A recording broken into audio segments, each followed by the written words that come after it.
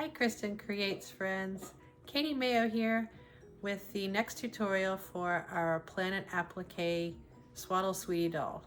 Have you made your face? Did you post your picture of your face? Let's see them. So we're going to make the torso, and for that we're going to need the 2 flaps that we made in the first tutorial, and then we'll need the remaining pieces of knit, the printed knit, and lining fabric.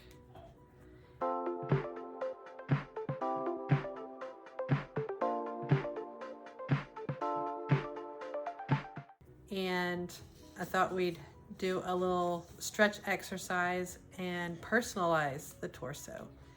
So I'll see you over at the computer in Embrilliance.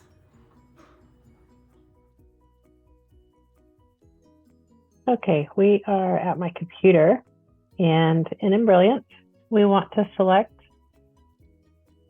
the Swaddle Sweetie 5x7 folder and select Torso 5x7 and open that up. And let's step through the different machine steps. The first one is the placement line, and it shows, you can see the arrows, it shows which direction the stretch should go. Then so this vertical line right here is your placement line for the back fabrics, and that is the second step. You're going to do the tack down of the back, and that puts a seam down the middle, and you can see this gap right here is the opening for filling whenever we go for assembly. Step 3 is the tack down of the front. Then what I forgot to mention, after we stitch the back, just like the back of the head, we'll carefully tear that away from the stabilizer and tape the opening of the tearaway stabilizer. We'll tape that back in place. And then we'll do the tack down of the front, followed by step 4. These 2 next steps are key. Similar to the head, you'll only do one of these 2, and since our kit comes with 1 doll joint, we're going to do step 4, and we'll skip step 5, which is the 2 reinforcement circles.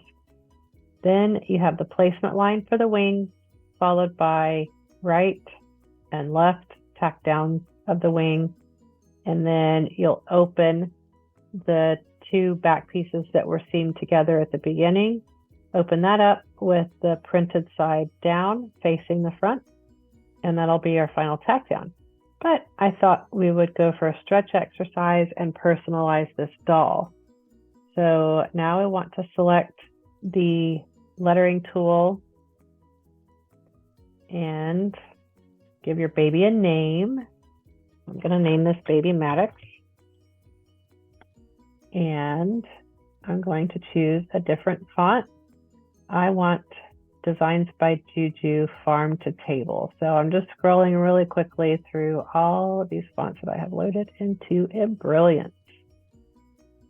And if you don't have a font installed that you like, you can catch one of Cristin's other tutorials to see how easy it is to load BX fonts in here. And spoiler alert, all you do is just drag the BX files into Embrilliance, and they're loaded that simply. So I think I've passed up Farm to Table. It's hiding. There it is. I want Farm to Table 1 inch. And you can see that fits perfectly inside the frame of the torso. Now, I want to do a couple of things. I want to move this step to before the wings so that it's not, that the wings aren't in the way when we stitch.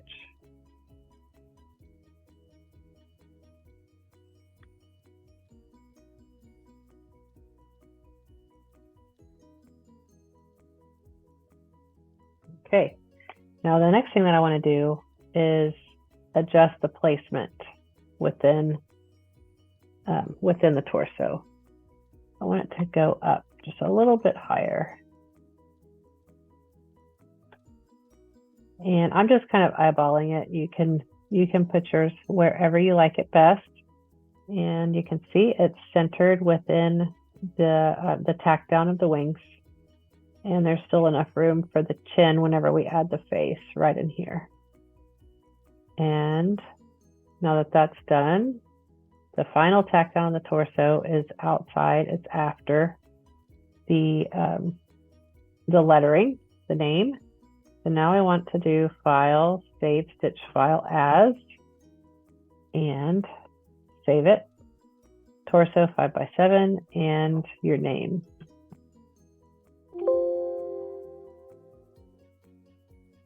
All right, let's get over to the embroidery machine and make the baby's body.